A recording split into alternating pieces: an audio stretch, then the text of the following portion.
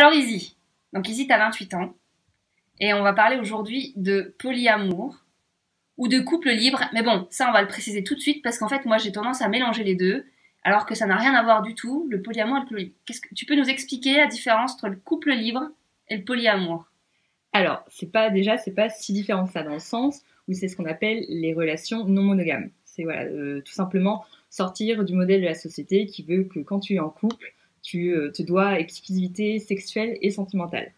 La différence que personnellement je mets entre le couple libre et le polyamour, c'est que le polyamour, tu as vraiment une dimension où tu cherches à construire des relations amoureuses. Tu es impliqué émotionnellement parlant avec les personnes. Alors que pour moi, le couple libre, c'est plus, tu as en fait décidé que tu n'avais pas forcément l'exclusivité sexuelle avec ton partenaire, et donc tu as le droit d'avoir des expériences sexuelles avec d'autres personnes.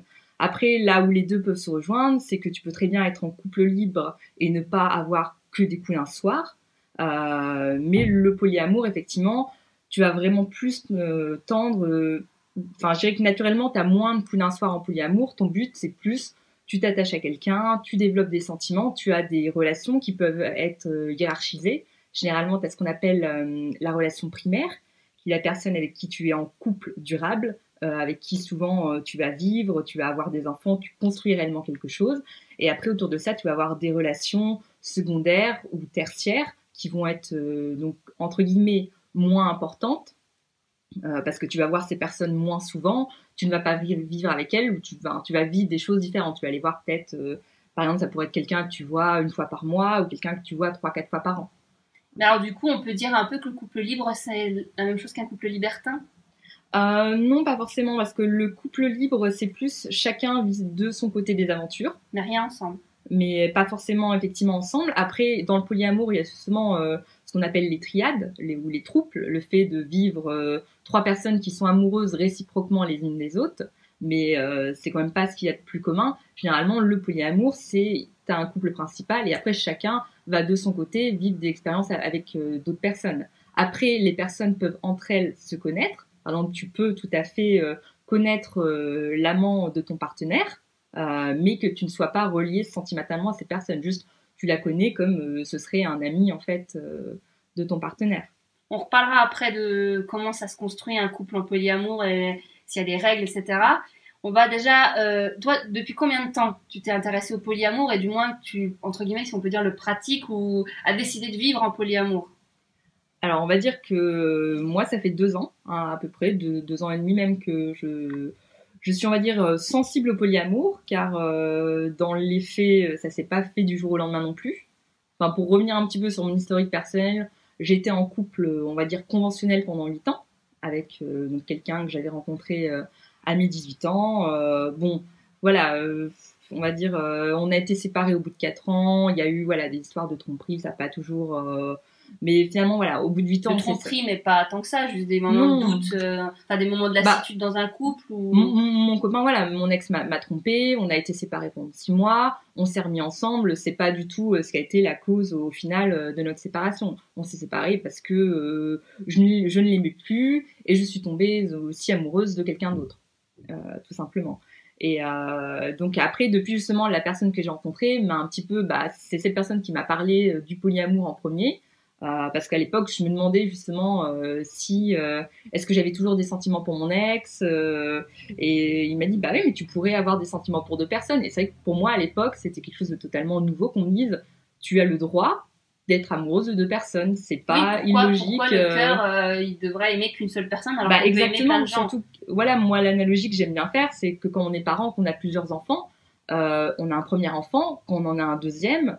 Bah, on l'aime tout autant en fait, tous nos enfants. L'amour, c'est pas quelque chose de fini, au contraire, on a de l'amour à donner à tout le monde. Et donc pourquoi alors qu'on se permet d'avoir plusieurs enfants et de les aimer tous pareil, et bah pourquoi ça pourrait pas être la même chose sur un plan amoureux en fait. Mais moi, concrètement, au niveau de la logistique, on va dire, quand on essaie de se projeter alors qu'on n'est pas dans le polyamour, moi, il y a une question, d'ailleurs, je t'en ai déjà parlé plusieurs fois, c'est comment t'arrives à... Parce que on va pas se cacher, pour plein de gens, tenir une relation, appeler l'autre, envoyer des messages, s'organiser au niveau des plannings, etc., c'est plutôt du temps, ça demande du temps. Hein, d'ailleurs, Tout c'est à pour ça fait. qu'il y a plein de gens qui choisissent le célibat ou qui n'arrivent pas à choisir quelqu'un parce qu'ils veulent pas donner tout leur temps à une personne ou à des personnes.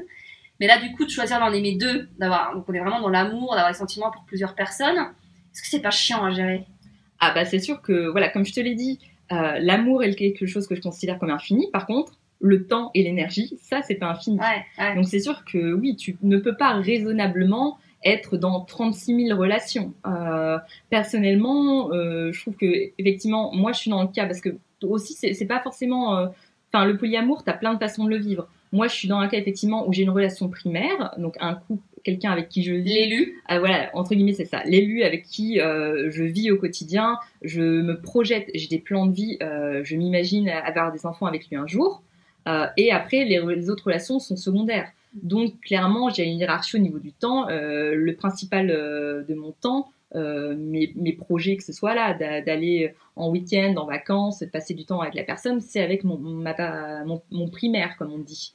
Après, effectivement, tu peux pas, enfin, je pense, entretenir des relations avec 10 personnes, ça me paraît compliqué. Après, tout dépend du temps que tu mets dans la relation, parce que si c'est quelqu'un, effectivement, que tu vas voir 3 fois par an pour des occasions spécifiques, oui, tu pourrais avoir 5 garçons que tu vois 3 fois par an.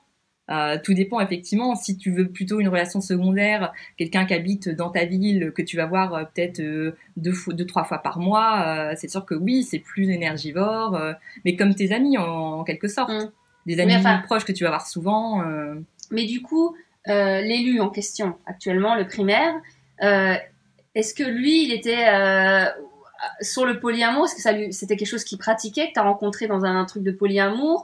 Ou alors, ça a été dur parce que on est bien d'accord que majoritairement, les gens ne sont pas dans le polyamour. Hein, ah non, c'est pas quelque chose de commun. C'est pas quelque chose de commun. Non, donc, du coup, si on opte pour le polyamour, mais autour de nous, on tombe amoureux d'une personne qui n'est pas du tout, qui veut l'exclusivité, ou voilà, la personne que tu as choisie en tant élu, moi j'aime mieux dire élu primaire, ça fait moins, je trouve c'est plus beau d'élire quelqu'un comme The One. Et cette personne-là, elle a été ok tout de suite. Ça a été dur à accepter. Il y a des règles qui ont été posées. Enfin voilà, est-ce que la personne était aussi dans le polyamour avant? Non, bah à vrai dire, on s'est tous les deux lancés là-dedans sans vraiment avoir d'idée de ce qui nous attendait. C'était plus... Après, voilà, c'est des choses qui se sont passées de façon que quand on s'est rencontrés, je n'étais de toute façon pas prête à être en couple au sens engagement, construire vraiment quelque chose ensemble. On avait voilà, c'était difficile pour nous. On n'habitait pas au même endroit, donc on pouvait pas se voir fréquemment. Donc pour nous, ça nous a paru naturel en fait. À l'époque, on n'a pas du tout utilisé le mot polyamour.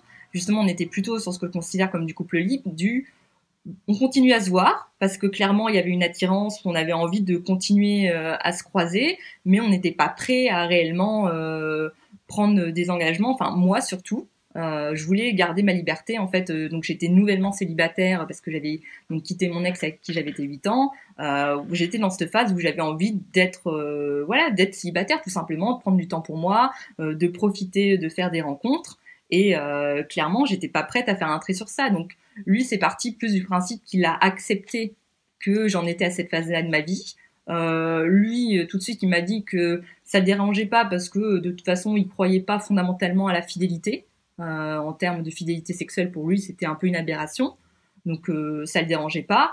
Après voilà, hein, tout au long de notre histoire, bon, ça n'a pas été évident parce que effectivement, quand on n'a pas les clés en main, la société nous dit ce qu'il faut faire, pas faire dans le cadre du couple monogame. Mais dès qu'on sort effectivement des règles, on n'a aucune, si je peux dire, guideline qui nous dit ah bah attention, si tu fais ça, tu mets ton couple en péril. Alors après, il y a toujours le bon sens, mais clairement, ça a été depuis 2 ans de l'expérimentation. Trouver justement définir les règles propres au couple. C'est ça qui est un peu, en fait, pour moi, qui est paradoxe, c'est de fixer des règles sur quelque chose qui pourrait être beaucoup plus libre qu'un couple classique. Mais les règles, tu crois qu'elles sont, là c'est plus une réflexion philosophique sur la vie, mais est-ce que les règles sont obligatoires dans n'importe quel domaine? Est-ce qu'il faut absolument qu'on se fixe des limites? Est-ce que la vie, ça peut pas justement être, je m'en fous, je fais ce que j'ai envie, j'aime, j'y vais? Est-ce que pour cadrer une relation, que ce soit l'amitié, que ce soit des parents-enfants, bon, les parents-enfants, c'est évident qu'il y a des règles majoritairement, hein, mais est-ce que, voilà, ce truc moi, c'est ça que j'ai découvert en bossant le sujet, en regardant des livres, enfin, surtout en lisant des témoignages et des articles, c'est vrai que souvent, il y a des règles. Par exemple, j'ai vu qu'il y a des personnes, bah, ils ramènent jamais à la maison. Il y a ils vivent le primaire, l'élu ensemble, mais ils ramènent jamais les autres personnes dans la maison. Ou, enfin voilà. Donc, est-ce que c'est nécessaire d'avoir des règles? Vous, c'est nécessaire pour vous? Est-ce que ça, ouais, tu penses qu'il faut des règles? Bah, je pense qu'il en faut. Après, ce que je me suis aperçue, c'est que c'est très difficile de définir les règles quand on n'a pas forcément les mêmes attentes. Parce que, enfin, il faut en avoir. Parce que si tu n'as pas de règles, enfin, pour moi, avoir des règles, en fait, c'est tout simplement prendre en compte l'autre personne, le fait que, parce que tu pourrais, par exemple, tu peux être polyamoureux et célibataire.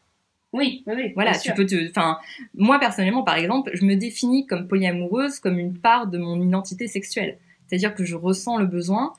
Enfin, je dirais pas que je me sens pas complète en étant juste avec une personne, parce que là, justement, on a eu une phase dans notre couple, on a fermé notre couple, où on était exclusivement ensemble pendant 6 mois. On a eu besoin de cette période pour construire quelque chose tous les deux, parce que c'était aussi la période où on a pu emménager ensemble. On a eu besoin de cette phase, si je puis dire.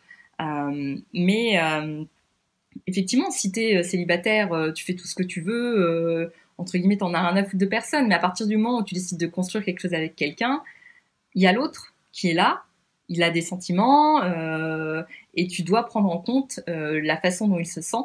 Et qui se projette dans le couple, dans la façon de vivre le polyamour. Voilà. Ouais. Avoir des règles, c'est surtout par rapport à l'autre, faire en sorte que l'autre, tu ne fasses pas quelque chose qui le dérange, le fasse se sentir mal.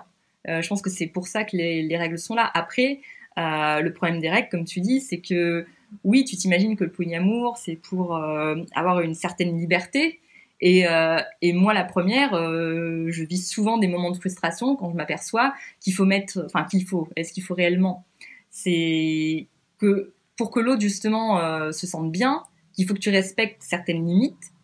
Et c'est toute la difficulté qui justement avec laquelle je me bats un petit peu depuis 2 ans, de garder ma liberté, faire les choses qui me font me sentir bien. Effectivement, si il y a peut-être une certaine, enfin, c'est à la fois, je dirais, il y a un certain égoïsme dans le polyamour parce que tu le vis pour toi, tu kiffes l'instant présent, c'est voilà l'exaltation de découvrir quelqu'un de nouveau, les débuts d'une relation en fait, en polyamour on appelle ça l'énergie de la nouvelle relation.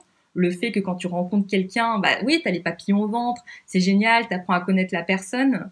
Et tu vis tout ça et c'est génial de le vivre pour soi, mais en même temps, si t'es dans une relation de couple, c'est pas parce que tu vis ça qu'il faut que tu oublies complètement l'autre et que tu le laisses tomber comme une vieille merde en mode hey, ciao moi. D'où ma question, que tu parlais du temps, autant on peut partager ses sentiments, mais partager le temps, voilà, il se démultiplie pas, on a 24 heures dans une journée, ouais. Et d'où l'intérêt de, enfin, moi je sais que moi j'aurais du mal, c'est pour ça que le polyamour entre guillemets ne m'attire pas plus que ça, c'est que enfin, c'est déjà compliqué d'avoir une certaine régularité dans un couple au niveau des appels, au niveau d'entretien du couple, qu'avec le temps ça se lasse et on s'appelle moins, on se donne moins des nouvelles. C'est vrai que du coup, si je devais gérer 3 hommes, 2 hommes, et surtout qu'en plus, on sait tous qu'en début de relation, parce que tu vis des débuts, et ça c'est chouette, hein, on sait tous qu'on aime ça quand même si ça peut être épuisant, c'est que dans une début de relation, on veut se voir beaucoup, et donc tout ce temps-là qu'on a avec la nouvelle relation et qu'on consacre du temps à cette nouvelle personne, on a un peu moins de temps pour le primaire ou l'élu, oui. qui est pas trop dans la relation du début que tu vis cette nouvelle relation. Ouais. Donc ça, je pense, ça doit être un truc qui est... mais c'est ça qui est intéressant aussi. Bah oui, tout à fait. Après, la difficulté vient du fait que la plupart du temps, justement, chacun ne va pas avoir une relation en même temps que l'autre. Et justement, quand toi, tu rencontres une nouvelle personne, que ton compagnon, lui, ne rencontre pas de personne à ce moment-là, effectivement, il y a le risque qu'il se sente délaissé. Alors après, c'est aussi à chacun de faire un travail sur soi-même, de ne pas justement... il y a un sentiment qu'on appelle en polyamour qui s'appelle la compassion. On n'a pas d'équivalent en français, il n'y a pas de mot qui existe, mais c'est en fait le fait d'être heureux pour ton partenaire, qu'il puisse vivre quelque chose de fort justement avec une autre personne. C'est une forme d'empathie, quoi. Exactement, c'est de l'empathie, c'est de te dire, bah non, je ne suis pas jaloux que il vive quelque chose avec quelqu'un d'autre, parce que ça n'enlève rien à ce que nous vivons tous les deux. Mais au contraire, il va vivre quelque chose avec cette personne et je suis heureux pour lui parce que je l'aime, j'ai envie qu'il puisse vivre tout ça. Alors après, ça prend beaucoup de travail sur soi, justement, de ne pas se laisser bouffer par la jalousie parce que on nous a effectivement... moi, c'est une réflexion qu'on me fait souvent, mais t'es pas jalouse et tout, je là. Mais non, Enfin... Ou de prendre le risque que du coup il goûte qui rencontre une autre fille et de partager avec elle des mois ou des semaines de relations intenses, qu'en fait ils se rendent compte qu'elle peut être à nouveau elle l'élue et que toi finalement tu sois quitté ou qui te délaisse pour elle, quoi. C'est prendre le risque aussi. C'est un risque, mais il existe de toute façon dans la vie de tous les jours, parce que c'est sûr que là, entre guillemets, tu passes à l'action tout de suite en ayant une relation sentimentale, en s'embrassant, en couchant ensemble, mais tu peux très bien rencontrer quelqu'un et te dire, bah non, il ne peut rien se passer physiquement parce que je suis en couple monogame traditionnel, mais n'empêche que tu commences à t'intéresser de plus en plus à la personne, tu passes de plus en plus de temps avec cette personne, et au final, tu vas tomber amoureux de la même façon, et tu pourrais tout à fait envisager de quitter ton compagnon actuel parce que t'es tombé amoureux. Donc ça va peut-être mettre plus de temps, mais je veux dire, la possibilité existe dans tous les cas. Après, tout va dépendre de si ton couple est solide. C'est ça qui est important, en fait. Je pense que ce qu'il faut, c'est que mon conseil, ce serait effectivement, avant d'ouvrir un couple, faut que le couple soit solide, que tu saches pourquoi tu es avec la personne, qu'est-ce que cette personne t'apporte, où tu vas avec elle, avant de te dire effectivement je vais virevolter ailleurs. Parce que si ton couple est pas solide et qu'effectivement, enfin je l'ai vécu moi-même, c'est pour ça que je me permets de le dire, effectivement oui, au premier coup de cœur tu te mets à dire ah bah oui c'est vrai que c'est tellement bien, peut-être que non, faut pas que je me prenne la tête, que ça vaut pas le coup. Ouais, là c'est clairement le risque. Donc voilà, après le polyamour, je le revendique pas du tout comme une solution qui permet voilà que c'est la meilleure solution. Voilà, c'est pas magique, ça va aller pour certaines personnes, ça va pas aller pour d'autres, tout dépend effectivement de où chacun en est dans sa vie, de la maturité qu'on a par rapport aux relations. Et justement par rapport au fait de où tu vas dans la vie, etc., les enfants. Parce que ça, c'est un vrai sujet. Et quand j'en parle autour de moi, les gens me disent, mais ouais, mais les gens qui sont polyamoureux, le jour où il y a un enfant, tu dis quoi à l'enfant, voilà, comment tu t'envisages, comment vous envisagez à deux, avec l'élu, d'avoir des enfants, par rapport au fait que donc vous vous autorisez d'aller voir d'autres personnes. Est-ce que l'enfant verra ces personnes-là? Qu'est-ce que vous allez leur dire? Ça, c'est quelque chose que j'ai beaucoup vu dans les questionnements des gens. Bah, c'est sûr qu'effectivement, bon, là-dessus, je peux pas témoigner avec l'expérience, vu que je n'ai pas encore d'enfant. Après, enfin bon, la première chose qu'on s'est dit, c'est qu'effectivement, le jour où je serai enceinte, pendant la période où je serai enceinte, ça nous semble pas forcément logique que je continue à avoir d'autres hommes, parce que il y a, oui, effectivement, pas forcément l'envie. Je pense que oui, j'aurais pas forcément l'envie que le fait d'être enceinte de l'enfant, de comme tu dis, mon élu, j'aurais pas forcément envie qu'un autre homme puisse. Et encore, tu vois, je me dis, si je suis effectivement à ce moment-là dans une relation secondaire avec quelqu'un qui a de l'importance, pour moi, quelqu'un dont je suis amoureuse, pour moi, par exemple, j'ai pas de problème à dire que là, tu vois, je suis amoureuse de mon élu, mais j'ai pas de problème à dire que je peux être amoureuse d'un autre homme. Effectivement, à l'heure actuelle, j'ai pas d'autres hommes avec qui j'ai une relation vraiment forte secondaire, mais je pourrais. Et donc, du coup, toi, tu distingues le fait de, parce que j'ai lu, il y a un livre qui s'appelle Le choc amoureux d'un Italien qui est hyper connu. Et bon, après, forcément, c'est sûrement un monogame, mais il explique qu'en fait, on peut être amoureuse de plusieurs personnes, amoureuse de plusieurs personnes, mais aimer profondément quelqu'un, l'aimer.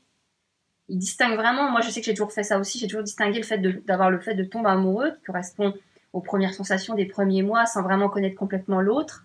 Et il y a le rapport d'aimer. Il dit qu'en fait, psychologiquement, on ne peut pas aimer profondément quelqu'un, on peut tomber amoureux de plusieurs personnes, mais en aimer plusieurs, c'est autre chose. Toi, tu distingues pas les deux? Tu t'es jamais posé la question ou... Si, mais là encore, je dirais que ça vaille avec la hiérarchie. C'est sûr qu'entre guillemets, celui que je vais aimer le plus profondément, oui, c'est mon élu, parce que c'est celui avec qui je construis ma vie. Après, justement, pour moi, je peux dire que je suis amoureuse, mais de la même manière, par exemple, où je dis à ma mère, je t'aime. Pour moi, je sais qu'on a déjà eu cette discussion sur le fait de dire je t'aime facilement. Pour moi, je t'aime, c'est une marque d'affection. Je peux le dire. Je mettrai le lien vers l'article sur la définition et la correspondance du mot je t'aime, parce que c'est vrai qu'il y a des gens qui disent je t'aime plus facilement que d'autres et qui, moi par exemple, dire je t'aime, c'est un truc hyper. Je le dis pas à tout facilement, voilà. Et donc pour d'autres personnes, c'est quand même suffit qu'ils aient une éducation où ils disent facilement je t'aime maman, ou voilà, il y a d'autres familles où c'est vraiment dur de le dire. Et donc du coup, ça c'est quand même aussi un rapport à l'amour. et c'est ça qui est vachement intéressant dans l'amour, dans les relations amoureuses, qu'elles soient polyamour ou pas, c'est qu'on n'a peut-être pas tous la même définition, c'est même pas peut-être, c'est sûr, qu'on n'a pas toute la même définition du mot je t'aime, la même définition de l'amour et la même définition de comment on montre notre amour. Oui. Donc du coup, c'est pour ça que voilà, moi je pose les questions parce que j'y connais rien, que moi je me suis jamais posé la question d'en aimer plusieurs à la fois et que voilà, il paraît que ça marche bien aussi d'en aimer plusieurs à la fois, donc pourquoi pas, hein, s'il y a des gens qui se posent la question, ils auront des réponses. Il y a une question donc on a parlé des enfants, on a dit donc du coup toi, ouais, je crois que t'as pas répondu à la question. Ouais, j'ai pas répondu à la question effectivement. Tu le montrerais, t'en parlerais quand tu seras en âge de comprendre. Bah disons que pour moi le principe du polyamour, c'est l'honnêteté en fait. C'est une des premières choses en fait. Oui, parce qu'il y a plus ce mensonge de l'infidélité. Bah voilà. T'as pas à le cacher, tu peux être honnête justement avec ton partenaire. Il sait que oui, tu as des sentiments pour d'autres personnes, tu vis des choses pour d'autres personnes. Alors après, c'est à chacun de définir justement ses règles. Certaines personnes vont préférer en dire le minimum, dire oh oui, il s'est passé quelque chose avec quelqu'un et ça s'arrête là, pas plus de détails. D'autres personnes vont se raconter plus ou moins la façon dont ça s'est passé, sachant qu'il faut quand même garder une certaine intimité. Parce que tu vis avec quelqu'un, tu vas pas aller tout raconter non plus à quelqu'un d'autre. Je pense qu'il faut quand même compartimenter un petit peu. Et puis après, tu as les personnes qui, oui, où les protagonistes se rencontrent les uns les autres. Comme je disais tout à l'heure, tu rencontres l'amante de ton partenaire. Donc toi, tu n'auras aucun souci avec l'enfant à lui expliquer Bah, à un certain âge, je pense que... Mais après, par contre, ce qui est important, c'est d'expliquer à l'enfant que ce n'est pas quelque chose de commun. Ouais. Parce que c'est sûr que si tu donnes aucune arme à l'enfant, que pour lui, tu lui montres tout ça et qu'il se ramène à l'école, ah bah ouais, mon papa, il a 2 copines, c'est clair que si tu lui as pas expliqué que c'est pas commun, et bah oui, il peut être exposé aux moqueries. Donc moi, je pense que ça peut être intéressant pour l'enfant de lui expliquer que oui, l'amour est quelque chose que tu as le droit de partager avec plusieurs personnes, mais dans un premier temps, je pense que j'inciterai plutôt mes enfants à vivre, on va dire, des relations, oui, peut-être monogames dans un premier temps. Je veux dire, à l'adolescence, c'est déjà assez compliqué d'apprendre à aimer, de tomber amoureux, de découvrir ton corps, de découvrir ce que c'est que la sexualité. Ça me semble, entre guillemets, plus simple de commencer à le faire avec une seule personne avant de compliquer la donne en le faisant avec plusieurs personnes. Après, c'est vrai qu'il y a vraiment ce sujet de trouver quelqu'un qui est... Parce que même si à 15 ans, tu veux te mettre au polyamour, pourquoi pas?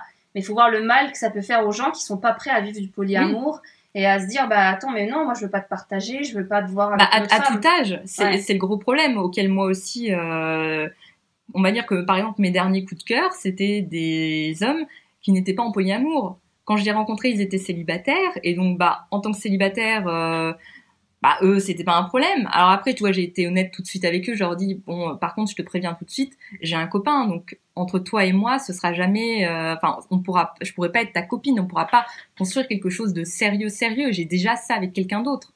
Par contre moi ce que je peux t'offrir c'est de partager l'instant présent, voilà de kiffer ce qu'on a à partager ensemble. Et tu crois pas qu'il y a des mecs qui peuvent en profiter pour dire oui moi aussi je suis en polyamour juste pour se dire bah, je peux coucher avec plein de filles qui sont en polyamour, je fais croire que j'y suis alors que c'est juste des mecs qui veulent juste coucher avec plein de filles. Bah après j'ai envie de te dire du moment que tout le monde est consentant. Oui, on est d'accord. Ouais. Je veux dire on est des adultes, voilà moi ce qui compte c'est d'être honnête sur tes attentes. Oui, donc voilà moi je le dis assez rapidement, si je le peux j'essaie même d'aborder le sujet avant même qu'on s'embrasse. Bon des fois la plupart du temps c'est parce qu'on s'est embrassé que avant que je couche avec la personne je lui dis bon juste je te mets les choses au clair.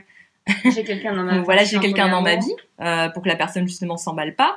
Mais effectivement, le problème quand je noue des relations de ce type-là, c'est que si je commence à m'attacher à la personne et que bah en fait moi ce que je veux c'est que cette personne soit heureuse et tant qu'il est célibataire effectivement on peut se voir, mais le jour où il rencontre quelqu'un avec qui il a envie d'être en couple, si lui le polyamour c'est pas son truc, bah naturellement ça veut dire que notre relation doit s'arrêter. C'est là aussi que tu dis que tu peux aussi avoir des tristesses, enfin des moments de pas bien. Exactement. Parce que la personne, enfin, une des personnes sur lesquelles tu es tombée amoureuse, bah elle t'échappe. Bah ouais c'est ça. Bah de toute façon je considère que oui être en polyamour c'est continuer à vivre les joies et les tristesses de début, de fin de relation, alors que pourtant j'ai mon couple qui est stable. C'est sûr que en même temps contrairement à une rupture classique de la monogamie entre guillemets, c'est que quand t'as une vraie rupture, tu chiales toute seule et t'as pas ton élu qui est sur place. Que là, tu vis d'un côté, c'est vrai qu'il y a ça, ce truc-là de positif, c'est que tu vis des débuts de relation à plein régime entre guillemets, ça s'arrête pour quelques raisons, voilà, l'autre il rencontre quelqu'un, ou voilà, il veut plus, ou on n'en sait rien. Au final, t'es pas vraiment toute seule, parce qu'il reste toujours l'élu qui est là. Bah oui, voilà. Mais je pense que c'est aussi ce qui me permet de vivre plus sereinement ces relations. C'est parce que j'ai pas d'attente, tu vois. Là, il s'est passé, par exemple, quelque chose le mois dernier avec un mec que j'ai rencontré. Donc, voilà, comme j'ai dit, je vais tout de suite expliquer la situation. Et voilà, on a vécu une semaine où on s'est vu plusieurs fois et c'était très cool. Et justement, il n'y avait aucune prise de tête parce que il savait que moi, j'allais pas lui courir derrière pour avoir une relation et que moi, je savais que bah peu importe le temps que ça durait, si c'était juste pour la semaine, que entre guillemets, je prenais le positif sans chercher à me dire je veux absolument que ça continue derrière. Et d'ailleurs, c'est pas le, tu sais, on dit le fuis-moi je te suis, je te suis. Quand tu dis à un homme, bon moi je te préviens, je m'engage pas, c'est tout bénef. Parce qu'on sait très bien qu'il y a beaucoup d'hommes, bon, de femmes aussi, hein, mais qu'il y a beaucoup d'hommes, l'engagement les fait fuir, et dès qu'une nana elle est un peu trop envahissante, ils ont peur, ils se sauvent. Et là, à l'inverse, de se dire que la nana, elle veut pas ça, au contraire, elle va fuir l'engagement et qu'elle va lui dire, non, ben non, là, j'ai un élu, toi, tu seras entre guillemets la deuxième roue du carrosse. Tu crois pas que du coup, au contraire, ça peut les rendre un peu les titiller, leur dire putain, là, celle-là, je peux pas la voir. Après, ça mais tout dépend de la personnalité du gars. C'est clair que oui. S'il a une pathologie. Il y a toujours un risque que oui, la personne cherche à te conquérir et tout, mais entre guillemets, voilà, moi je cherche à avoir, enfin idéalement, en secondaire, je veux avoir quelqu'un qui respecte mes choix. Toi, c'est entre guillemets la chose qui est la plus importante. C'est que si j'ai une relation secondaire qui se développe, faut que le mec accepte que oui, j'ai mon élu qui passe avant tout. Alors après, tu vois, justement, là je lisais un bouquin, enfin parce que t'as plusieurs bouquins sur le polyamour qui te permettent d'y voir un peu plus clair. Ah bah justement, c'était une de mes questions de référence à citer. Bah c'est ça. Si t'avais par exemple 2 livres à quelqu'un qui se pose des questions sur le polyamour, à lui recommander. Alors bah si je livre, alors bon, le problème c'est que t'as beaucoup de références en anglais. Donc qui n'existe pas du tout en français. Bah là sur les livres, il y en a un qui a été traduit en français qui s'appelle La salope éthique. Ah oui, celui-là je l'ai vu dans les donc interviews. Celui-là, voilà, je l'ai lu celui-là. Donc La salope éthique, hein, je vous mettrai le lien. Ouais. Donc celui-là est très bien. On le trouve sur Amazon. Ouais, on le trouve sur Amazon. Il doit coûter une vingtaine d'euros, tu vois, enfin le prix d'un bouquin. Très intéressant. Voilà, écrit par 2 Américaines. Il aborde pas mal, notamment la communication de couple. Et j'ai trouvé très bien fait, notamment par rapport au fait que même si t'es pas en polyamour, il donne des clés en fait pour la communication dans le couple. Notamment pour gérer la jalousie, parce qu'on s'entend que la jalousie, t'as pas que en polyamour à gérer, hein, même, même dans un couple normal. C'est pour ça que certains veulent pas entendre parler du polyamour, parce qu'ils sont extrêmement jaloux, et à l'idée que l'autre puisse être touché par un autre, ou regardé par un autre, ça les rend malades. Donc non, effectivement, ça concerne plus le monogamie. Exactement. Donc voilà, donc je conseille vraiment ce bouquin. Et là, je suis encore en train d'en lire un autre, mais qui malheureusement n'est pas traduit en français. Il existe qu'en anglais. Il s'appelle More Than Two, plus que 2, quoi, littéralement. Donc celui-là est un peu plus technique, il est un peu plus poussé sur voilà des termes techniques, des situations. Il y a beaucoup de témoignages dedans. Donc bon là je peux pas te faire encore un retour complet, mais voilà c'est des livres qui donnent des clés vraiment pour réfléchir un petit peu. Voilà tout ce qu'on disait par rapport aux règles qui sont bien fixées, et puis par rapport au mode de fonctionnement. Parce que c'est vrai que voilà moi je te dis mon mode de fonctionnement c'est d'avoir un couple primaire, et c'est vrai qu'entre guillemets mon couple c'est le principal.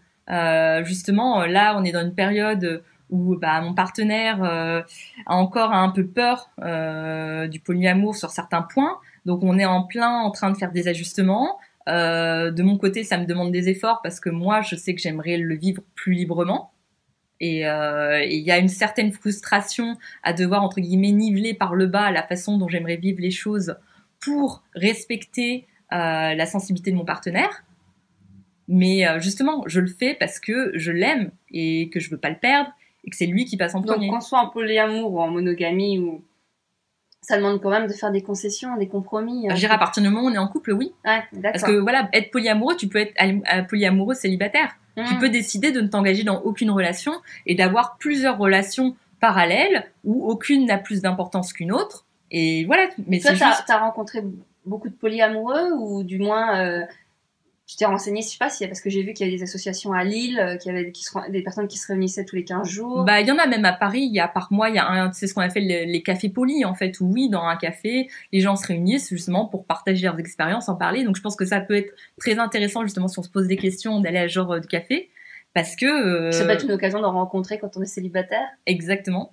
Parce que c'est, comme je t'ai dit, c'est la difficulté où moi, mes derniers coups de cœur, c'est des mecs qui étaient pas en polyamour. Donc, entre guillemets, ça peut pas être des relations secondaires pérennes. Bah oui. Forcément, ça va avoir une fin. Parce qu'au moment où ils vont rencontrer quelqu'un avec qui ils veulent construire quelque chose, naturellement, ça va s'arrêter entre nous. Idéalement, oui, moi, j'aimerais avoir une relation secondaire avec quelqu'un qui est de son côté une relation primaire et où il y aurait pas de questions. Oui, parce que toi, t'aimerais pas vivre à 3. Par exemple, avoir tes 2 hommes ou 3 hommes, vivre à 4 à la maison. Parce que j'ai vu que ça se faisait beaucoup au Canada. Ça se fait, ouais, Canada, États-Unis, ouais, c'est vraiment ce qu'ils appellent les tribus. Et parfois, c'est pas que l'histoire de la polygamie masculine. C'est vraiment, on voit des femmes qui vivent avec 2-3 hommes. Ouais, ouais. Des femmes qui vivent entre elles, vraiment, où t'as des fois, voilà. Enfin, c'est vraiment le concept de tribu où tu vis les uns avec les autres. Des fois, ils élèvent des enfants ensemble. Donc, les enfants vont avoir plusieurs modèles parentaux qui vont, enfin, sur le concept, vraiment, je trouve ça génial. Après, c'est sûr que c'est quand même quelque chose de particulier. Faut avoir vraiment une belle ouverture d'esprit, être capable justement de gérer la logistique de tout ce monde-là, l'intimité que tu peux avoir les uns avec les autres. D'ailleurs, justement, au niveau du regard des autres, au niveau des proches, de la famille, donc, est-ce que vous avez décidé d'en parler à vos proches, la famille? Est-ce que t'es déjà tombé sur des gens qui te jugent? Je pense que oui, hein, vu qu'on est dans une société quand même qui juge pas mal. Mais comment vous gérez le rapport aux autres, le rapport aux collègues, voilà, est-ce que c'est dur à gérer ça, par exemple, le regard des autres? Est-ce qu'on peut être vite jugé, catalogué? Est-ce qu'on s'en fout? Est-ce que on pose des limites? Est-ce qu'on leur dit? Est-ce que vous avez essayé d'en parler puis finalement vous avez vu que c'était pas une bonne idée ou... Bah disons que oui, clairement il y a ceux qui savent et ceux qui savent pas. Enfin, je me cache pas particulièrement du fait d'être polyamoureuse. Si quelqu'un me pose la question, je l'assumerai totalement. J'irai pas du tout mentir là-dessus. Après, voilà, il y a les amis proches, mes amis à moi ou les amis de mon partenaire, mon élu, qui savent très clairement, voilà, qu'on est en polyamour. Mes amis les plus proches, bah, je leur raconte mes aventures. Ils savent tout. Et après, bon, bah, t'as les gens un peu plus éloignés. Et la famille, les parents, non? Les parents, non. Après, c'est aussi par rapport au caractère de mes parents, où je sais que mes parents sont déjà tellement d'inquiétude pour moi par rapport à ma vie amoureuse, parce que voilà, on va dire, pour la faire courte, quand j'ai quitté mon ex il y a 2 ans, ça a été le drame total. Ils faisaient partie de la famille, ils l'ont très mal vécu. Bon, là, ils ont accueilli mon nouveau copain les bras grands ouverts, mais là, pour eux, ce serait impensable. C'est au-delà de leur schéma. Comme beaucoup de gens, hein. Comme beaucoup de gens. Pour eux, ce serait significatif que je fais vraiment de la merde, que je suis paumée, que je peux pas être heureuse comme ça. Donc, clairement, mes parents, non, je ne leur ai pas dit. Et à l'heure actuelle, j'envisage pas de leur dire un jour. Pour ce qui est de mes collègues, pareil. Je leur dis pas parce que c'est du domaine du privé en voilà, même temps. c'est du domaine du privé et puis voilà, je mets une distance quoi. Parce que si jamais ils étaient amenés à te croiser avec un autre homme ou... Bah justement, ça, je fais attention à ça. Ça fait partie justement des règles. On a une règle par exemple voilà avec mon partenaire où on ne se montre pas avec quelqu'un dans la vie où on est. Pour l'instant, par exemple, nous la façon dont on vit le polyamour, c'est plus dans un contexte où on est ailleurs. Quand on part quelques jours dans une autre ville, là, effectivement, comme on sait qu'il y a personne qu'on connaît, c'est là, dans typiquement ce genre de contexte, on s'autorise qu'il se passe quelque chose. Par contre, quand on est dans la ville où on habite, c'est... plus attention. Enfin, on fait plus attention. Après, voilà, moi, je suis du point de vue que je serais pas opposée à ce qu'il se passe quelque chose dans la ville où on habite, effectivement, du moment que ça reste discret. Je ne me vois pas effectivement croiser un collègue en ville ou qu'il croise mon copain avec une autre fille au bras. Oui, mais parce que c'est vrai que du coup, ça limite vachement si demain vous aviez une vie sédentaire ou avec toute votre vie au même endroit pendant un an. À ce compte-là, vous êtes plus polyamoureux parce que ça va être compliqué de faire d'autres rencontres. Donc c'est plus du polyamour. Après, c'est vrai qu'à Paris, la question se pose moins au niveau de l'anonymat. On peut être avec quelqu'un dans le 20e et puis habiter dans le 15e et jamais croiser personne qu'on connaît. Bah oui, voilà. C'est plus quand on est dans une petite ville de province, comme c'est notre cas, où là, effectivement, si tu te promènes en centre-ville, tu croises très rapidement du monde que tu connais. Ouais. Donc voilà, je pense que malheureusement, la société aujourd'hui, tout le monde n'est pas prêt à entendre et à comprendre. Donc oui, il faut garder une certaine prudence et autant je peux en parler librement, autant je l'affiche pas comme ça de prime abord si je sais pas quelles sont les opinions un peu de la personne que j'ai en face de moi. Et il y a deux, trois codes de langage, non? Des termes, des expressions qui sont propres au polyamour, non? Comme don't tell, non. Ouais, bah il y a le don't tell, don't ask qui est, comme je disais, les personnes qui veulent en savoir le moins possible. Après voilà, Donc il y a... tu dis, si tu demandes pas, tu sais rien. Enfin, vous dites rien, c'est ça? Voilà, c'est ça. Après, on a un peu testé les deux, hein, justement, au cours de notre relation. Il y a eu des périodes où on se disait, bon bah non, on se dit pas, parce que ce qui est délicat, c'est toujours, en fait, s'il y en a un qui a plus d'aventures que l'autre, ça crée un déséquilibre. Donc si tu sais exactement combien d'aventures a eu l'autre, et que toi tu te dis, ah bah moi non, j'ai eu moins d'opportunités, enfin, t'as un peu Après, quand ça... tu te mets à compter les balles, je trouve pas ça hyper Bah sain, oui, quoi. c'est ce que j'allais dire, ouais, dans le sens où puis tu peux très bien avoir, je pense, dans un couple polyamoureux, un des deux qui a plus de libido, par exemple, et qui a plus le besoin d'aller voir et une personne qui se contente, tout en étant ouverte au polyamour, mais qui a pas besoin d'avoir plein de, voilà, si une rencontre se présente occasionnellement, voilà, mais tu peux rester 6 mois sans qu'il se passe rien, alors que Bah l'autre, oui. voilà, Bah voilà, on n'a pas forcément les mêmes opportunités. Voilà. Déjà, entre le fait d'être un homme, une fille, c'est pas forcément égalitaire. Enfin, moi, je sais qu'en tant que fille, clairement, j'ai beaucoup plus d'opportunités. Donc ouais, je pense qu'il faut pas rentrer dans ce côté. Après, je reconnais moi-même que si effectivement c'est trop débalancé, que effectivement quelqu'un s'en tape 6 en 10 mois, enfin, je veux dire 10 en 6 mois et que l'autre n'a personne, forcément, ça crée un déséquilibre. Mais ce qui est important, c'est surtout qu'on soit en accord avec nous-mêmes, en fait. Moi, j'ai envie de te dire, tant que toi, tu le vis bien, que pour toi, toi-même, c'est le bon nombre, effectivement, c'est trop à partir du moment où tu te dis, ok, j'ai vécu cette aventure, mais finalement, j'en avais pas envie tant que ça, ou alors, ouais, je me suis un peu emportée, j'aurais pu m'en passer. Toi, si tu commences à te dire des trucs comme ça, ouais, c'est peut-être qu'il s'est passé trop de trucs.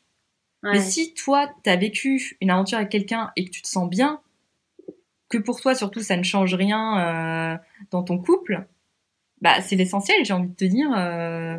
Enfin moi en tout cas c'est la façon dont je le vois. Et là par exemple, si quelqu'un écoute ce podcast et que parce qu'il y a de fortes chances qu'il écoute parce qu'il se pose des questions sur le polyamour ou parce que quelqu'un lui a proposé le polyamour, tu lui dirais quoi en premier? C'est vraiment, il dit ouais, mais est-ce qu'il m'aime vraiment? Est-ce que s'il me propose le polyamour, c'est parce qu'en fait il veut juste pas être qu'avec moi ou parce que je suffis pas ou tu dirais quoi? Ouais, Non, le fameux je ne suffis pas. Ouais. C'est, je pense que c'est la chose qu'on me dit le plus souvent. On me dit mais c'est quoi? Pourquoi t'as besoin d'aller voir ailleurs? Alors déjà j'aime pas le terme aller voir ailleurs. Je trouve ça péjoratif. Pour moi il s'agit pas d'aller voir ailleurs. Il s'agit de partager des beaux moments avec des belles personnes. Et non, c'est pas que mon compagnon n'est pas suffisant. Il m'apporte plein de choses.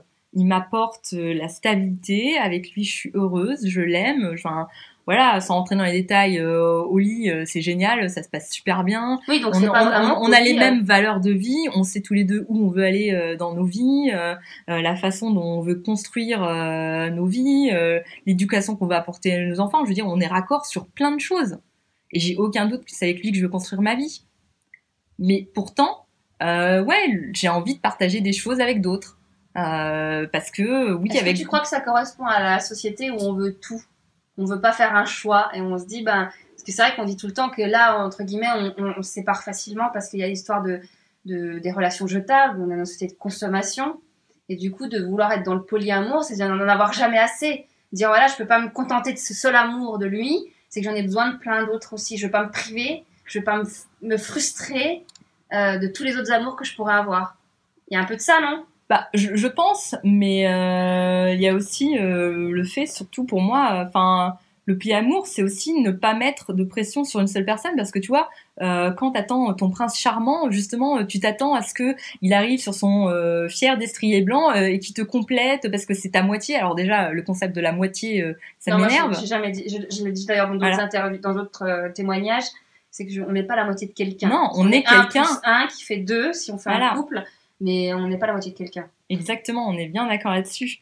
Et c'est juste que voilà, tu vis quelque chose avec voilà la personne primaire, mais pourquoi effectivement, je veux dire, tu le vis même avec des amis, tu vois. Pourquoi est-ce que tu as des amis dans ce cas-là? Pourquoi tu as besoin d'amis? Dans ce cas-là, ton mec il peut tout apporter. Bah voilà. Bah non, mais c'est ça.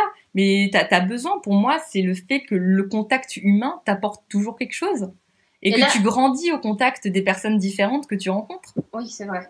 Mais oui, après, on peut grandir avec la même personne Tout à fait. sur 20 ans. Mais plus tu rencontres de personnes, plus tu vas en apprendre sur toi. Enfin, Oui. moi, je le vois moi-même. J'évolue au fur et à mesure des rencontres, qu'ont chacune leur intérêt. Et pour moi, c'est pas du tout que mon copain n'est pas suffisant. Et là, concrètement, si tu devais comparer, même si c'est incomparable, mais ta relation de plusieurs années que tu as eue en monogamie et aujourd'hui en polyamour, t'es beaucoup plus heureuse en polyamour? Ah bah clairement. Plus épanouie, c'est exact. Enfin, tu te reverrais pas repartir en monogamie? Tu sais pas? Bah, je l'ai fait pendant 6 mois parce que on en avait besoin tous les deux pour se concentrer sur nous et construire notre couple. Donc très clairement, pour moi, le polyamour, c'est pas forcément quelque chose que tu fais tout le temps. T'as des étapes de ta vie, par exemple. Voilà, quand je serai enceinte, je me dis probablement pendant 9 mois, et puis même plus, parce qu'après quand le bébé sera là, j'aurai pas forcément envie d'aller revivre quelque chose ailleurs. Donc je me dis oui, quand je serai enceinte pendant un certain temps, probablement je serai monogame à nouveau. Et probablement qu'il y aura des périodes de ma vie où je le serai parce que le contexte ou les envies le justifieront. Mais effectivement, je me sens beaucoup plus épanouie à l'heure actuelle parce que je sais que, en fait, j'ai pas à me sentir mal. Je peux éprouver des sentiments pour quelqu'un d'autre et je peux en parler librement à mon copain, en fait. Justement, il va pas le prendre mal. Alors après, bon, c'est encore entre guillemets work in progress. Il y a encore des moments où il est jaloux. C'est normal, on reste des humains avec nos sensibilités. Un couple normal évolue tout le temps et enfin, je pense que c'est beaucoup plus sain de remettre régulièrement les pendules à l'heure et de dire bah, tiens, on va où, qu'est-ce qu'on veut, etc. Plutôt que de dire allez, hop, on met les règles et on laisse couler. Ah bah, c'est tout le temps. Ah, les règles, on les réévalue tout le temps. Là, par exemple, on a écrit des règles carrément même sur papier il y a 2 semaines parce que justement on va dire les règles étaient un peu floues, on savait pas trop à quoi s'en tenir, donc on les a bien refixées, mais on va les réévaluer. Là, on les a fixées, on s'est dit jusqu'à septembre. Mais peut-être que le mois prochain, on pourrait décider de faire un point et de dire ah bah celle-là, j'aimerais bien qu'on la change un petit peu, tu vois. Pour moi, c'est tout le temps tu réévalues en fait. Surtout le plus important, en fait, moi je considère que dans le polyamour, justement, chaque jour, je fais le choix conscient d'être avec mon compagnon que j'aime. C'est justement, je suis pas dans, enfin, je critique pas du tout la monogamie. Ça peut correspondre à certaines personnes si c'est un choix qui est assumé. Pour moi, en fait, ça devrait être un choix conscient, pas de, je suis dans une relation monogame parce que la société veut ça. Oui. La plupart des gens se sont jamais posé la question, c'est ça le problème. Après, tu vois, là, j'y pensais quand tu disais, enfin, moi, par exemple, je sais que quand je suis avec quelqu'un, au bout d'un moment, j'ai envie de vivre avec, de me réveiller avec lui tous les matins, de me coucher avec lui tous les matins. Si j'acceptais le polyamour, ça veut dire que moi ou lui, on peut découcher. Bah après, ça fait partie des règles à fixer. Hein. Tu pourrais tout à fait imaginer comme règle, je ne découche jamais. Et que dans ce cas-là... Une voie entre midi et 2 ou... Voilà, soit ça se passe en journée, ou alors effectivement, ça se passe quand la personne est loin. Justement, toi, c'est souvent le cas avec mon copain, c'est que nos aventures se passent quand l'autre n'est pas là. Donc, entre guillemets, ça n'enlève rien à notre relation. Oui, voilà, là, mais de toute façon, il n'est pas là. Oui, donc ça s'applique pas à tous les couples quand même. Donc voilà, ceux qui sont métro, boulot, dodo et voilà, déjà, tu bosses beaucoup. Ensuite, il faut trouver du temps libre pour l'autre, l'élu. Et après, ça voudrait dire qu'il faut trouver encore du temps. Encore une fois, on parle du temps, hein. C'est un moment de temps qui est... Ah oui, c'est prendre le temps, c'est une question de choix. Ça demande... Mais c'est comme quand tu dis, je vais pas passer une soirée avec mon mec parce que je vais faire une soirée fille entre copines. Oui, c'est vrai. Et bah c'est ton temps, tu l'utilises comme tu veux. Mais si au lieu d'aller faire une soirée fille, tu préfères aller voir ton amant, bah pourquoi pas. Ah, tu dis amant du coup. Ouais, bah tout dépend. Moi, effectivement, enfin ça fait pas longtemps que j'utilise ce mot parce que c'est justement. On peut dire amant dans un cadre. Voilà, oui, sexuel, hein, tout à fait. Mais voilà, mais en tout cas pour moi, justement, le polyamour, c'est vraiment la décision. Chaque jour, tu te dis, je reste avec la personne avec qui je suis parce que je l'aime. Effectivement, demain, si j'ai envie, je peux le quitter et aller construire une relation primaire avec un de mes amants si je veux. Mais non, c'est pas le choix que je fais. Je fais le choix conscient chaque jour d'être avec lui parce que je l'aime et que je veux construire quelque chose. Après, c'est mon type de polyamour. Il y en a qui le vivent différemment. T'as autant de polyamour parce que c'est ça en fait, entre guillemets, la monogamie, t'as pas tant de façons différentes de vivre que ça parce que la monogamie, c'est tu es fidèle sentimentalement et sexuellement parlant. Après, tu peux être couple cohabitant, non cohabitant. Toi, t'as des nuances dans la monogamie, Mais le polyamour, c'est... On dit comment, la polygamie? Non, justement, la polygamie, c'est encore différent. Enfin, après, c'est... Parce que t'as le libertinage aussi. Où le libertinage, c'est plus quand t'es à deux et que tu vas explorer plus ce côté sexuel. Généralement, justement, t'as beaucoup de libertins qui se disent on peut coucher autant qu'on veut, mais on tombe pas amoureux. La polygamie, c'est plus effectivement quand on imagine les harems, les hommes qui ont plusieurs femmes, mais entre guillemets où on les dit femmes. Pas la polygamie pour les femmes, pour les... La polygynie pour une femme qui aurait plusieurs hommes. Oui, parce qu'il y a des communautés, des tribus où la femme a plusieurs. Voilà. Mais là, entre guillemets,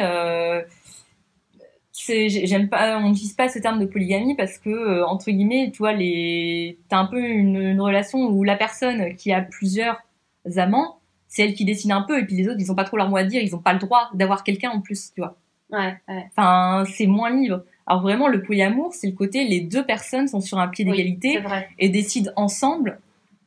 Et après, tu peux tout à fait être polyamoureux et n'avoir personne d'autre que la personne avec qui tu es, alors que justement la personne avec qui tu es, elle a quelqu'un. Tout dépend des phases de ta vie dans laquelle tu es. Et donc du coup, tu crois que c'est la clé, toi, pour que ça marche une relation maintenant, aujourd'hui, tu dirais que tu dois... Non, à tout moment, tu peux redevenir polygame, monogame. Ouais. Si à tout moment... Après, voilà, moi, aujourd'hui, je me définis vraiment... Je le sens au plus profond de moi, en fait. Pour moi, ça me semble naturel de... Je me sens bien de pas avoir à restreindre mon amour, de me dire, bah, si je rencontre quelqu'un et que j'ai une putain de connexion, que je me sens bien, et bah, je peux explorer cette connexion, je peux vivre ce que j'ai à vivre avec la personne, que ce soit pour une nuit, une semaine, un mois ou peut-être plusieurs années. Et ça remet en rien en cause ma relation. Oui, parce que ça peut faire peur à l'idée de... Imaginons, tu restes sur l'idée d'être polyamoureuse toute ta vie et qu'au fur et à mesure des années, tu passes à côté de gens que tu as aimés, mais qui sont pas du tout pour le polyamour et qui, du coup, quittent ton chemin pour un choix de vie alors que... Tu vois ce que je veux dire? Que tu as été... Ouais, bah après, moi, ce que je retiendrai, c'est le côté où j'aurais été heureuse de partager un bout de vie avec eux. Peu importe combien de temps ça aura duré. Et surtout, ce qui m'importe, c'est qu'ils soient heureux. Là, aujourd'hui, ce qui est marrant, c'est que je suis très proche, justement, d'hommes avec qui j'ai vécu des choses, où on a transformé un peu la relation, où finalement, voilà, on a commencé par une aventure, on a couché ensemble, ça a été plus ou moins suivi comme relation. Et aujourd'hui, je me retrouve des fois à leur donner des conseils amoureux parce que ce que je veux, c'est qu'ils soient heureux, en fait. Moi, oui, en fait, au final, c'est juste ça. Ouais, c'est ça, je veux juste qu'il soit heureux. Et justement, je m'aperçois que si lui, il n'est pas dans le polyamour, bah moi, je ne pourrai jamais lui apporter ce qu'il veut, c'est-à-dire une relation primaire. Parce que moi, je l'ai déjà. Donc, à partir du moment où je ne peux pas lui apporter ce qui va lui permettre de s'épanouir, vu que je l'aime, entre guillemets, que j'aime cette personne, et ben pour moi, c'est important que ça s'arrête entre nous si ça l'empêche de vivre autre chose. Et tu crois que sur la société aujourd'hui, si tout le monde était polyamoureux, en fait, ils ont inventé le couple. Ce serait un gros bordel. Voilà. C'est ce qu'ils ont inventé le couple quand même pour cadrer un peu tout le monde. C'est le couple a été inventé un peu pour. Ah bah c'est sûr que oui, le couple. C'est encore une règle. Oui, bah c'est clair que entre guillemets, le couple c'est cadré, c'est ce qui a, je vais dire, le moins de risques. Je sais pas, parce que t'as toujours le risque. Enfin, quand on voit le nombre de personnes, enfin, tu vois le nombre de divorces, combien de chances, c'est quoi déjà le pourcentage aujourd'hui de chances que ton mariage se termine par un divorce? C'est quoi le pourcentage de chances que tu te fasses tromper? Je sais pas les chiffres. Moi, je crois que déjà en France, enfin à Paris, c'est un mariage sur deux, je crois, qui finit en divorce. Et je sais plus les pourcentages du nombre de personnes qui trompent leur conjoint. Quand tu vois tout ça, tu te dis, quand tu prends les chiffres, aujourd'hui, bah, t'as quand même beaucoup de chances que oui, ça ne marche pas, une relation monogame. Donc, mais pour autant, il y en a qui marchent. Oui. C'est juste qu'à un moment, il faut que tu sois honnête. Et si oui, t'as la tentation d'aller voir ailleurs, faut que tu te poses la question de pourquoi. Mais on est bien d'accord. Enfin, moi, en tout cas, là où je te rejoins, c'est que si demain, j'aimerais mieux, si je rencontrais un homme, bon, là, je suis quelqu'un, mais je veux dire, en tant que femme, si j'aurais préféré rencontrer des hommes qui me disent, écoute, je suis polyamoureux et mais je peux pas te promettre fidélité, je veux bien faire un bout de chemin avec toi, mais je veux pas m'empêcher d'aller coucher avec d'autres femmes. Bon, après, effectivement, statistiquement, il y aura beaucoup moins de femmes qui vont accepter, donc encore une fois, c'est comme mentir pour coucher, hein, c'est qu'à un moment donné, ils se sentent obligés s'ils veulent quelque chose. Mais je préfère entendre ça plutôt que de me rendre compte 6 mois après ou 1 an après qu'il s'est tapé plein de nanas sans me le dire. Il y a une forme de trahison. Et c'est vrai que voilà, mais bon, on a des années-lumière de tout ça. Et de là à ce que... Après, je pense qu'il y a aussi une forme dans l'infidélité, dans le fait de tromper l'autre. Il y a aussi une autre forme d'excitation du mensonge, l'excitation de l'interdit, l'excitation que certaines personnes recherchent. Ce côté un peu excitant de dire bon, j'en ai une, mais je vais en voir d'autres en cachette, et si la nana acceptait, ce serait peut-être moins excitant, ils auraient moins envie d'y aller. Je sais pas, parce que moi, tu vois, quand je sais que j'ai le droit, enfin, oui, d'avoir une relation, j'en suis pas moins excitée, justement. T'as l'excitation de rencontrer quelqu'un de nouveau. Sans la culpabilité. Voilà, sans la culpabilité, sans dire que tu vas te faire souffrir l'autre. Enfin, pour moi, c'est apaisant, en fait, de savoir que j'ai le droit de vivre ce que j'ai à vivre sans, justement, avoir peur des conséquences. Enfin, tu vois, j'essaie vachement d'être à l'écoute de ce que je ressens, de me dire comment je me sens par rapport à ce que je vis. Tu vois, je réévalue souvent, ok, alors comment je me sens bien, ok, bah je continue à vivre le truc. Et effectivement, alors bon, je sais que par le passé, ouais, ça m'est arrivé de pas être assez à l'écoute, de pas me poser moi-même de questions, et du coup de limite perdre un peu les pédales en mode ah, tu te laisses emporter, et c'est là où oui, ça commence à être délicat. Mais aujourd'hui, j'essaie de vachement prendre du recul, et je pense que c'est quelque chose que tu construis au fur et à mesure des expériences que tu as. Mais j'ai envie de te dire, mais c'est valable pour tout, que ce soit voilà, polyamour, monogamie. Non, mais en tout cas, c'est cool d'avoir le témoignage parce que je pense moi j'en entends de plus en plus parler et qu'il y aura sûrement des personnes qui se. Bah, je pense que oui, ça devient de plus en plus. C'est une option populaire. en fait. Enfin, c'est une option. Avant, ouais.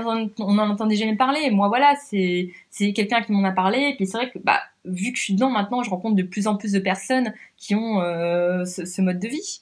Mais clairement, c'est pas quelque chose. On n'a pas été livré avec le mode d'emploi, donc faut rencontrer des personnes. J'ai l'impression que c'est un peu comme quand on dit aux parents qu'il n'y a pas de mode d'emploi pour être parent. Je crois qu'au final, il y a beau avoir des centaines de milliers de bouquins sur comment être heureux en couple, machin et trucs. En fait, chacun il trouve son équilibre. Et c'est on est tous différents. Ouais.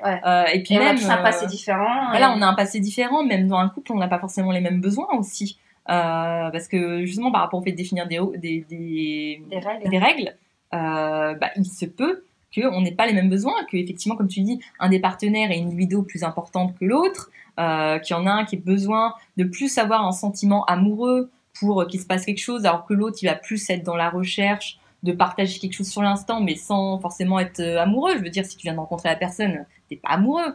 Donc, il y en a qui vont avoir besoin de plus prendre leur temps, d'apprendre à découvrir la personne avant qu'il se passe quelque chose. Quand d'autres, moi par exemple, je suis beaucoup dans l'instantanéité. Moi, je rencontre je rencontre quelqu'un, si je sens qu'il y a une connexion, tu sais, la petite étincelle où j'ai l'intérêt pour la personne, bah oui, moi j'ai envie d'explorer tout de suite. J'ai pas envie de me dire, j'attends de d'abord apprendre à connaître la personne.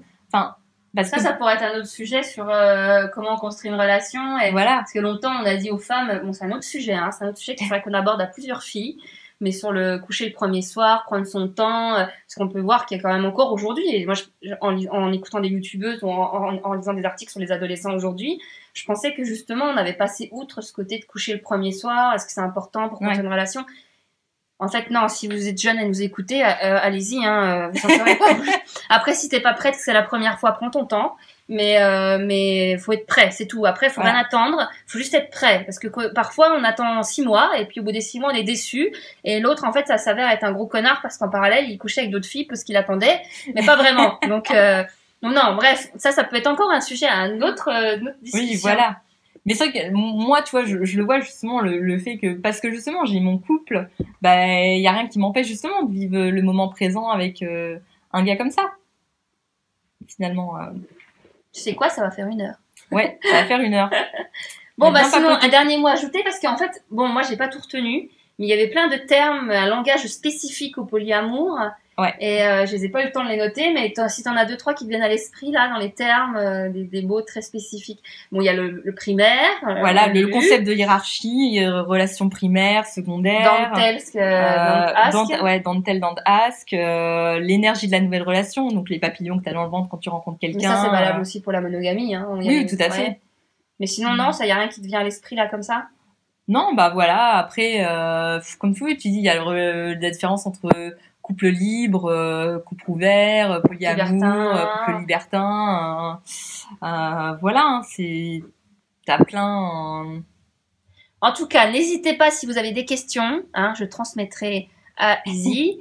Et sur ce, plein de bonnes choses. Hein. Voilà. Et puis dans tout cas, moi, ce que je dirais, c'est que faut pas hésiter à prendre son temps et à tester et savoir que dans tous les cas, c'est pas parce qu'on dit aujourd'hui les règles c'est ça, Oui, on c'est pas teste irréversible. il y a rien qui est irréversible. Si on se rend compte que c'est trop, et bah on peut revenir en arrière. Si on se rend compte que c'est pas assez, on peut aller vers l'avant. Enfin, et la clé, la communication. Voilà, ça on répétera jamais, mais la clé c'est de communiquer. On n'est pas devin.